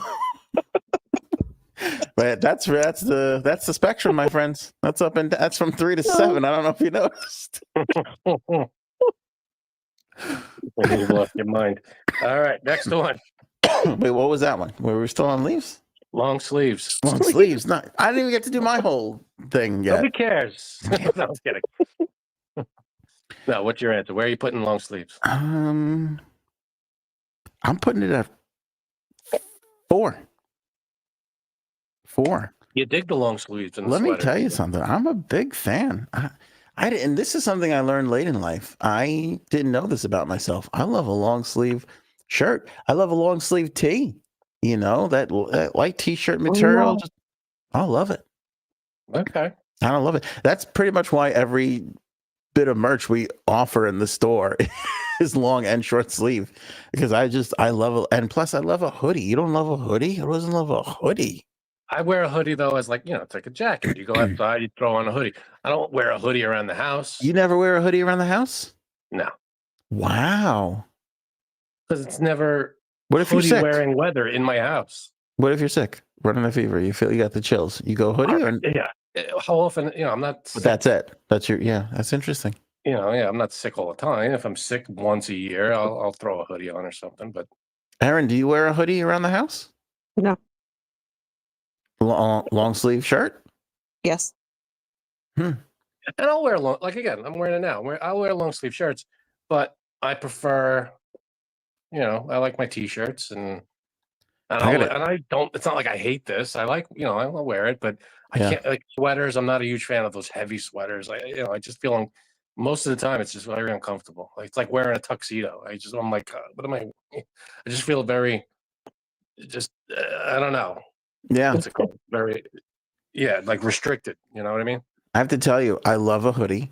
I love going out and not wearing a jacket and just being able to put on a hoodie, feeling warm. I love that. Yeah, going out, I'll throw a hoodie on. Absolutely, I have like 2-3 hoodies. I'll wear them. That's My fine. dream is to have like high ass quality hoodies that like cost $400. That are like really thin and feel like $1 million. Feel like somebody's playing with your nips. Like feel like $1 million on you. Nice. Like a velour. Gas leak in your house? No, I'm just saying. I'm just saying. But here's crack a window tonight. Here's a little known fact. Cuddles loves a hoodie. Oh, it's cute. Loves She's adorable. Like October 1st, it's like wears a hoodie in the house. I think she wears long sleeve shirts underneath the hoodie and then puts a blanket on her that's heated. That she's fucking crazy. You guys have a heating system in your house? I promise you we have heat. Yeah, but she loves to be all just like bundled and snuggled and I like that too. Also, tell me if I'm wrong. Cuddles likes sweatshirts with a hood. Is that a hoodie? Because I thought a hoodie was like that. It was like it zipped up, like it was like a coat. No, that's why like we're so confused by wear them around the house, because we have different definitions of what hoodies are. Yeah, no, I didn't call get a it hoodie. until you said Cuddles wears them, because Cuddles wears sweatshirts with hoods. Agree. We don't I have a lot say of those, Franks. it's Frank. pullover. Yeah. I think I call a hoodie a pullover. If you got a Okay. zipper on it, it's that zip up hoodie. Okay. Well, we don't hoodies. wear any of them, so it really doesn't matter. But yeah, your girl looks good in those. Does she wear That's good. too What? She casual for does. Outback? No, she does. Oh Is a hoodie too casual for Outback Steak? no, they require it. They make Not you if wear you're the drinking martini. you know, like the country club, how they have a jacket. They're like, sir, you forgot your hoodie. You have to wear the Outback hoodie while I was you're gonna throw here. that piece of shit out because he was classless for the hoodie thing, but now that he's ordering a fucking gingerbread martini, he could stay. They're delicious, Frank, by the way. someone mentioned that they have a gift card there and they should go. We have a gift card there. We should do have a go. gift card. We gotta See go if there. we should spend it all on the drinks. Yeah, I was waiting for gingerbread martini time of the year. Yeah, you were. Good strategy. Let's That go, that baby. gift card ain't going to expire. Good for you. The way. So earlier I yelled at Anthony to stop talking, even though it is his show and his name's on the door. And that's because number 7 is pumpkin picking, carving, or decorating. Yeah. And I didn't want you to go too into pumpkin picking because it was coming later. Got it. Okay. I thought it was just because I wasn't funny. Equally That's a justified. relief. Usually. Okay, I'll tell you what's tough about this. The picking is the worst part. The carving and the decorating actually is fun. Do you do that? Have you done? Do you do the carving? Yeah. and stuff? Yeah. We don't do it every single year, but we've done it a lot of years, some more complicated than others. Sometimes it's just a marker. I'll tell you what's the easiest. You go get these markers. There's like a paint marker. And you give that to no carving. Hey, draw all over the thing. They draw on it, they paint it, they love it. That's the best way to go. That's good. That works. I can't remember the last time I carved a pumpkin. It had to be a long time ago, maybe when I was a kid. But we've drawn on them. Yeah, I remember we had our nieces over that one time. We had pumpkins for them. That was how many years ago? 10, 12 years ago. But It was right after we rescued one of them from the corn maze that we left them in. Here's a pumpkin. Shut up. I would hope it would be. They're fucking 30 years old, your nieces, for Christ's sake. I don't know what you're talking about. They're up there. But I like the pumpkin stuff. I put pumpkin picking, carving, decorating at 7. So I can, it's good. It's, we don't do it all the time. We haven't done it in years, but it's not something I dislike. So that's good. Yeah, I got it at 9. I got to stand by it because the picking it just weighs it down. It's fun to decorate and fun to carve, but carving is one of those things where like you do it for a year, maybe 2, and then every year the next day after that, you go, let's just decorate it. Remember how fun it was to carve. So if you go to the grocery store and pick a pumpkin out of the big bin, is that the same as pumpkin picking? No, that's No. You're just buying a pumpkin. That's shopping. Pumpkin shopping. Yeah. Because that's basically what you're doing at these pumpkin places. Well, you do it, but you do it that way. All over the lawn and say, Right. pick your pumpkin. You buy it from the supermarket, you're saving $25 right off the bat. I'll tell you that right now. So you're already ahead of the game. True. I get so neurotic with pumpkin picking because I pick one and then like I see one and I'm like, oh no. And then I like pick it up, the new one, and then I'm like, no, this one has a spot. Where was that old one? And I'm like, where am I? And that's where I get like very, I'm neurotic anyway, but it really, really brings out my neuroses. Like there's the perfect one somewhere and there is not. There's not. So I hate when you see a perfect one and you pick it up and the bottom's all messed up and it's all like squishy and it's like, come on. See, I'm with Aaron. But my thing is, I'll look at one and I'll go, is that one 10% better? That one looks like it's like 10% better. It's like a little bit more straighter on that bottom right hand. Let me just get that. And then that's my game. Like, oh, is this one better? Can I get 10% more out of this new pumpkin on the floor? That's how I think about it. Do you ever pick a pumpkin based on what you're going to do with it? Like if you're going to carve it or draw on it or whatever, you go, oh, this would be good for carving. Yeah. Yes. Okay. All right. Yeah, because the more round or longer it is, the better. The more of the canvas like you have. Right. More surface area you got. Yeah, because I'll tell you what, you get a good long flat one. Because you know what I was into for a while is the stencils. You print the stencils out online. Right. You tape them to it. It's so much easier to carve it. You get these beautiful things. You put a light on it. You see a little reflection. It's like I did the Giants logo one year. I was so fucking proud. It was like my phone wallpaper for 4 years. I was so fucking proud of it. Anyway, but All the right. the picking Awesome. is the worst That's so part. So cool. yeah, 9. I've never carved one. Oh, we should do Okay. Yeah, we should. The next one is okay. Even though you guys do this, even though people do this in the summer, this is just more like the autumn take on it. Fires outside in your backyard or in the fireplace. Like, do you like controlled fires? that. Yep. Okay. Let's This is see. going to surprise people. Frank, I got to go first. Yeah. Okay. It's going to surprise people. Number 1. Number 1. Fires are number 1. Fires are like the outdoor sitting around a fire. Well, you like to sit around with like a drink and a gross cigar, like a Oh gross, yeah. like a Tony Soprano. But I tell you what, it's the fire, but it's that smell of that fire in that crisp air. Dude, I like that. But that's then when you like, get home, you stink of the wood and the fire, right? It's all over your clothes. You got to Well, immediately shower. but admit it, even if you're walking by a house that has a fire like in the that smell, back yeah. and you smell that smell, you're immediately like, fall as a kid. Like everybody, I feel like just gets sucked back into, we all have that memory that comes preloaded almost. Yeah, now all I had free was 1, 2, and 10. So I would have put fire somewhere in the middle, but I put it at 2. Because I like, hanging around the fire. You got, you hanging out with people or whatever, or just a couple of people, whatever it is. But, you sit there with like a little drink and you talk, and that's fun stuff. I like roast the marshmallows. Yes. Good stuff. But the drawback is you stink afterwards. You The go smell. home Okay. and your clothes, you got to immediately shower and get it out of your hair and stuff. Yeah. Outside of that, it's a good time. I agree. I can't argue with that. That's the downside. Yeah. This is a quick funny story. I remember this was a long time ago because this was when our first dog, Bridie, was alive, and we were walking. I was walking her, and I smelled the first smell of somebody making a fire, and the leaves were falling on me and my dog, and the garage was open, and they were playing Don Henley's "End of the Innocents," and it was like such a moment in time. My dog and I, Wow. my dog looked back at me, and I was like, "I know, right? What is this?" Crazy. Oh, Are you shit. seeing this too? No. That's a great Dog, story. how do you know about this? All right.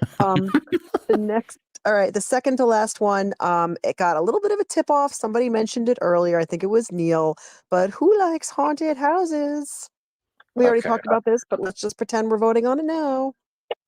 I'm not a huge fan. I know that we talked about them before, and so I put it at 10. You son of a bitch. I knew you were going to put it at 10. Yeah. Because I'm not a haunted house guy. Like I like watching scary movies. I like that kind of stuff. But the haunted house to me, it I don't know what it is. I just don't like jump scares. That's my thing. Jump scares annoy the crap out of me. And the haunted house is all jump scares. It's all just things popping out at you out of nowhere. So I'm not a huge fan of haunted houses. I remember one haunted house we went to a long time ago. I don't even remember who I was with, but there was a guy at the end of it. You walk out the door, and you walk out and you turn left, and coming from the right, you don't even see him, is a guy with a huge chainsaw, and he's chasing you. I forget who you may have been there, Anthony. I don't remember where we were. It was a long time ago, but that was a cool. That was done right. That was a cool moment. But I'm not I'm not a huge haunted house guy. There was when I was little, there was a great haunted house in Maine. And there were two really cool parts of it. One was that there was a guy, usually very tall and very thin, with makeup on to look kind of Lurch-like. And I didn't know about Lurch, and he wouldn't talk. When you came up to the door and handed him your tickets, he wouldn't talk. And I would always try to make him talk, I was always like, hello, how are you? What is your favorite color? And he would never say anything. And I always found that so creepy. And the last thing was, at the end, this was really clever of them. In the end, they would round you up. You would get really, really small into like a very, very narrow hallway, and you couldn't go anywhere because it like was pitch black, and you couldn't go anywhere. And then all of a sudden there would be this, skeleton behind glass with like bright lights and like that scary sound, like so. And then they would open the door, so you would spill out screaming. So people who would see you're getting in line to go to this thing, everybody who's leaving is screaming for their lives and spilling out on falling on each other. And it's like, this is going to be some haunted house. And I always thought that was very clever, because it really draws people in. Like, this must be scary, even though it's the last possible second. And it's a that's the jump way to scare, do it. but it was cool. That is cool. I got it at 6. I'm going to be honest. If I'm being honest, you could make the argument that should be at 7 and Leave should be at 6. That's how much I don't love haunted houses.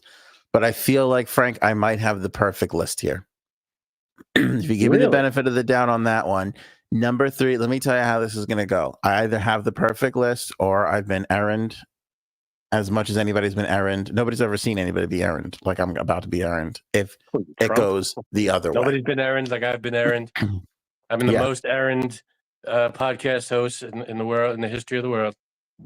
I'm going to write it down because if it's one of these two things, it's either going to be amazing or it's going to be the other thing and it's going to be an errand. And the reason why I'm saying is because I forgot about this second thing that it could be. And it's just as good. And if that's the last thing, then I'm fucked because I was playing this game to put this other thing exactly where I'm putting it. So that's why I'm saying it's almost the perfect list. So what is it? Number 3 is your opening?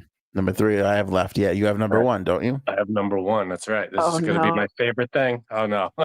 I'm getting errand? Yes. Ah. Now I'm nervous. Here we go. All right. It doesn't seem like a big thing for this crowd, but what do I know? The return of football. Oh, yeah, okay. I got errand. Okay. I definitely got errand. I'm not a huge football guy. That's just not my list. I mean, they're definitely football. I would put it like 9 or 10. Wow, you don't like football? I'll watch the Super Bowl, but that's pretty much it. I don't. Holy care. shit! I'm not a huge. I don't like man. Oh, what? What? You're not a big man. You're not a huge man. Sure. We're not men. Because, no, I like the only sports really I like to watch. I watch hockey every now and then, and that's. I mean, I'll watch a golf clip here or there, but I'm not a huge sports guy. Like I like to watch sports that I play. I'm not That's interesting. Baseball. I can't sit there and watch a full baseball game unless I'm at the game. Yeah. That's fine. That's fun. But yeah, football, I put it as number 1. I would definitely not put it at 1. I would move. I don't know. And I got fire at 2. Yeah, here's my. I get to see my list. A little closer. There you go. I see it. Football, fire, drinks, mazes, and hay rides. What is that? Leaves. Did you spell hay rides with an E? What? Is that an E? Oh no, that might be an A. Oh, I thought you spelled hay rides. No. Yeah. H-E. Hay rides. Yeah, boy. Halloween decorations, pumpkin stuff, apple picking, long sleeves, and haunted houses. Yeah, I would jumble this. I got Aaron definitely, but there are a few things I would mix around in here. All right, I'm going to tell you this. Go ahead, Aaron. No. I just want to, before I leave, I want to say 2 things. Go ahead. This might be my most perfect list. I don't know if again, maybe 6 or 7. And here's what's weird. The last thing Aaron gave us was not one of the 2 things that I wrote down. I think one of the 2 things you wrote down. Go ahead. Thanksgiving. I kind of. Okay. I wrote. Do you want to hear what I wrote? Go ahead. Yes. Food. Oh yeah. Like pumpkin pie, Thanksgiving. You get into more of that autumny apple pie kind of thing.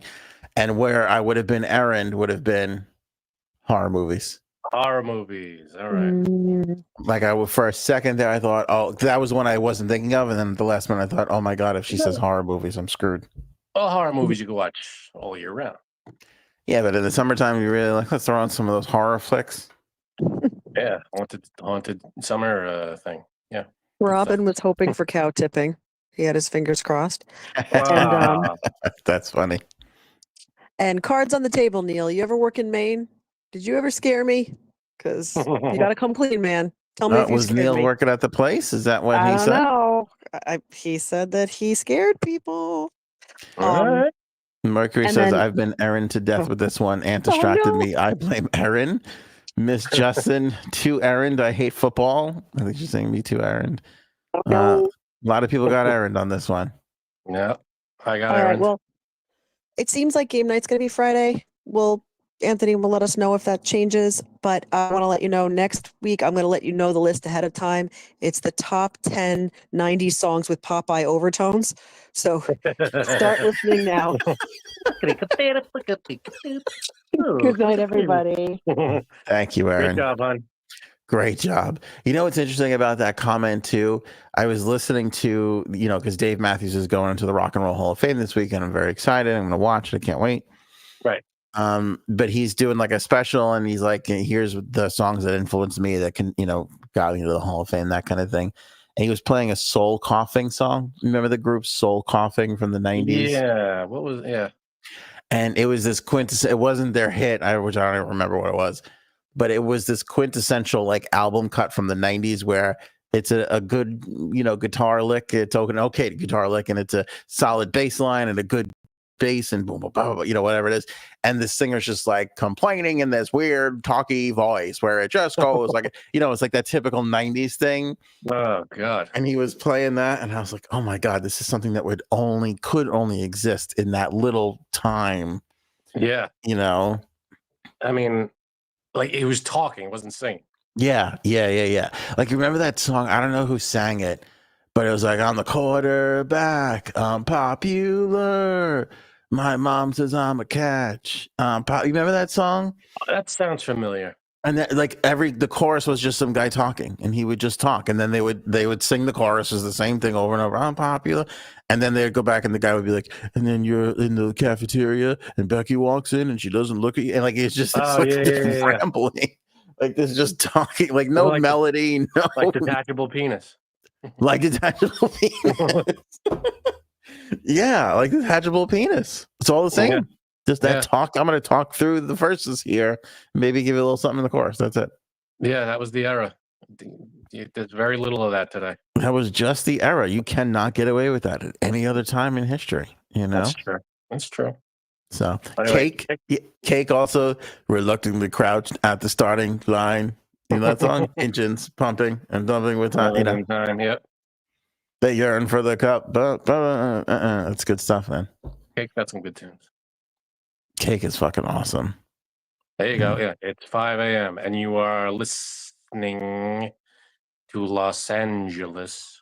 What is that and from? The radio DJ says, you know that song? No. Yeah, I think that's Cake as well. Is that Comfort? That's not Comfort Eagle. What is that? I don't know, you gotta tell me. I forget the name of that one. I don't know. I should write it if you could write it in the thing. Right. Yeah, that's a good one. You don't know that one? You are listening to Los Angeles. Yeah. Maybe. What is this one? And the car is right in the front yard because I smashed your sign. Was the sign illuminated? Oh, Bloodhound Gang. Yeah, they were big in it too. Yeah, they were big at talking during the fucking songs. Yeah. Who else? The Crash Test Dummies. Remember them? They were kind of talkers. Crash Test Dummies, right? Mexican radio is kind of like that. Yeah. Yeah. Talking songs. That's another high topic. The best songs where somebody just talks through it. Agreed. Mm-hmm. Right. Very good. Oh, Soul Coughing. Okay, it was a Soul Coughing song. Oh, it was? Apparently, yeah. I forget. It was you got to hear that song. You are listening to Los Angeles. It's the same thing that you're talking about. What was Soul Coughing's big hit? Was it I don't need to walk around in circles. Walk around. Is that them? Circles. I don't know. Like it's all one band to me in the 90s. I can't distinguish. What was the other one? The presidency of the United States. What was that? Millions of peaches. Well, that wasn't a talking song. That wasn't a talking song, was it? No. Peaches come from a can. That's right. They were put there by a man. Yeah, that wasn't a talkie. That's what we'll call him. Like the old film. Wasn't a talkie. Screenwriter's Blues by Soul Coughing. Okay. Is the 5 a.m. song? Okay. It's 5 a.m. and you're listening. Yeah. Okay. So if you're listening to Screenwriter's Blues by Soul Coughing, that's the one. There you go. When you say listening like that, you know what it reminds me of?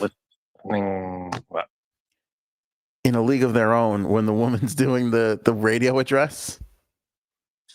The girls are the whatever she says or something. I can't remember what she said. Remember? Yeah, I think I know what you're talking about. Just like your candy bars, you're completely nuts. Oh, yes, that's right. Mr. Harvey. Yeah, I remember that. Okay. She kind of had that little, Yep. I hear you. Remember to pick up Oval, written by Erin. Link in the description below. You can get your hard copy like Anthony is holding. Boom. There it is. Or download digital copy. Link in the description below. It's a great read. Highly recommend. Written by Erin C. herself. Wait until the soundtrack comes out. It's all the best talking songs from the 90s. I'm going to make Erin promise now that if this gets optioned for a movie, the soundtrack has to be all talkies. It does have to be. Promise right now in the live chatter. Or we will never end this show and Frank could never leave. It'll be terrible. Oh, God. I've already got a chain on my ankle for the show. I don't leave this couch when the show ends. I don't need to walk around in ovals. Walk around in ovals. We're gonna get Soul Coughing to rewrite, and it's gonna be fucking great. Wait until the Oval soundtrack comes out. Erin says she's gonna sue you. All right, that's it for us. Everybody have a wonderful, wonderful weekend. We are ever so much closer to the election being over. Stick with us. Thank God. We'll catch you guys next week. Show me potato salad. Maybe we should go now.